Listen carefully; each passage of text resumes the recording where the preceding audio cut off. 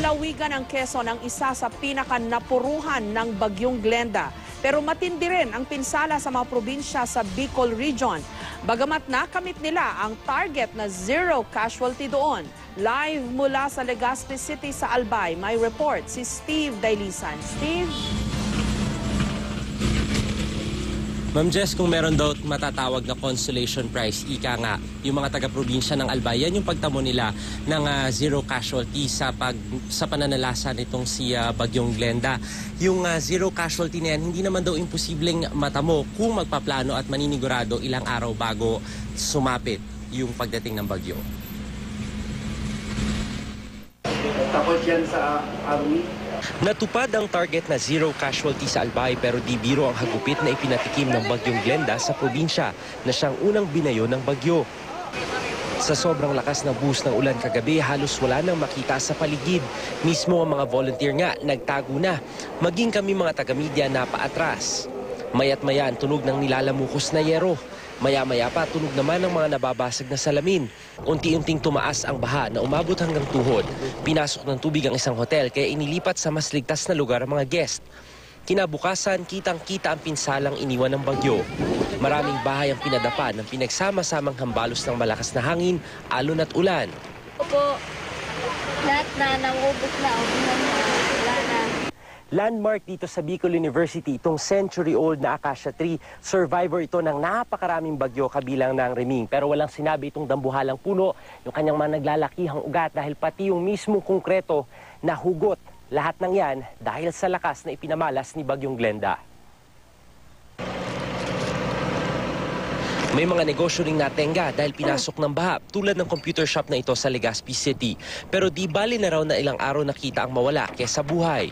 Culture of preparedness, ang in simple language, puso. Nasa puso namin ang zero casualty. Wala ring naitalang patay sa Camarines Norte pero may 2 nasugatan dahil sa pagtama ng kidlat. Maaliwalas na rin ang panahon sa bayan ng Daet, malayong-malayo sa sitwasyon kagabi. Ang dagat na kinatatakutan kagabi dahil sa mga along umabot sa 15 talampakan ng taas na puno ng mga bata at surfer kaninang umaga.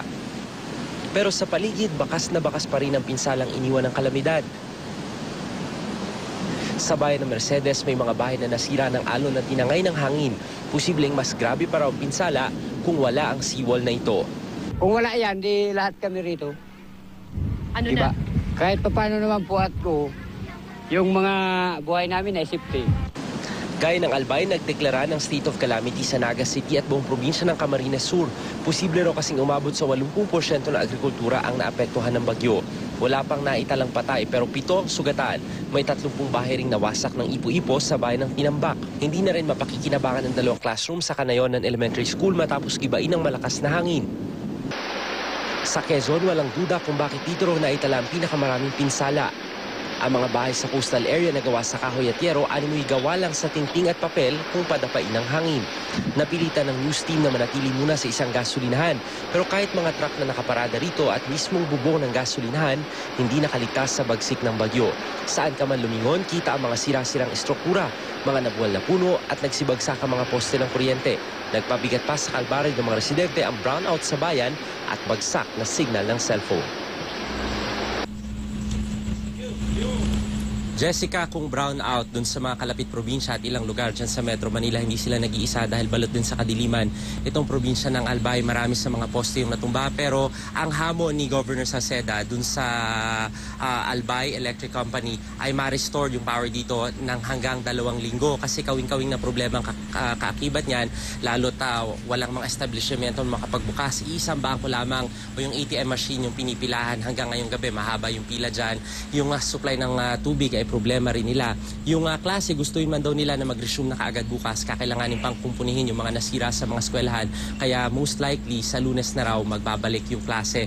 Yung mga tanggapan naman ng gobyerno ay magbubukas na rin bukas. Okay, Jessica. Steve, zero casualty ang Albay, ang Camarines Norte, at ang Camarines Sur ba, zero casualty din? Zero casualty rin sila. Wala pa namang napapaulat na mga namatay dun sa area na yon. Kaya magandang balita, Ma'am Jess. Dito sa Albay, bago pa man sumapit yung bagyo, meron na silang pinakita sa atin na listahan. Meron silang mga flood-prone areas, may mga landslide-prone areas, meron din silang inilista na yung mga barangays na malapit sa ilog. Kaya identified na nila kung moderate ba o high yung susceptibility nun sa mga threats gaya nung sa storm surge. Kaya mainam din at nakapagplano sila ng maaga, Ma'am Jess. Batiin lang natin ang mga Bicolano sa ginawa nilang paghahanda. Pwede silang maging role model, no, ng buong Pilipinas sa paghahanda sa mga bagyo. Kasi kung napamalas nila, kapag napaghandaan lang ng mabuti, kahit sa kanila pa yung unang landfall, na unang bugso nitong si Glenda, basta't maagang lumikas, maganda yung evacuation center, ligtas ito, at masunurin yung mga kababayan natin sa mga abiso ng mga otoridad, at maganda rin yung preparasyon ng mga otoridad, ito ho ang resulta, zero casualty. At banggitin ko lang, Steve, na maganda yung binanggit ni Governor Salceda na culture of preparedness. Parang panahon na nga na magkaroon tayo ng kultura. Baguhin na po natin yung ating tadhana at yung ating nakagawian. Simulan na natin ang isang kultura ng sapat at tamang paghahanda. Culture of preparedness. Tandaan po natin yan. Steve?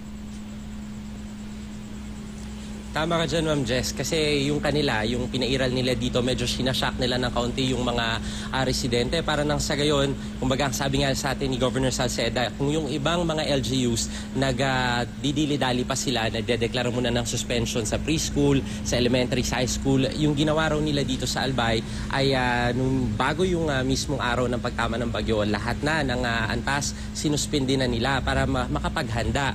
At bukod doon, yung ginawa nila dito, bago rin na tumama yung bagyo, nakapag-distribute na rin sila ng mga relief goods. So preposition na, hindi na yung mismong araw pa, saka pa lamang sila mag-distribute. So yung mga aral na yun, kayang-kaya naman daw talaga ng mga local government unit kung susuportahan din ng publiko, Ma'am Jess. Maraming salamat sa iyo at ingat kayo dyan sa Albay at sa Bicol, Steve Dailisa.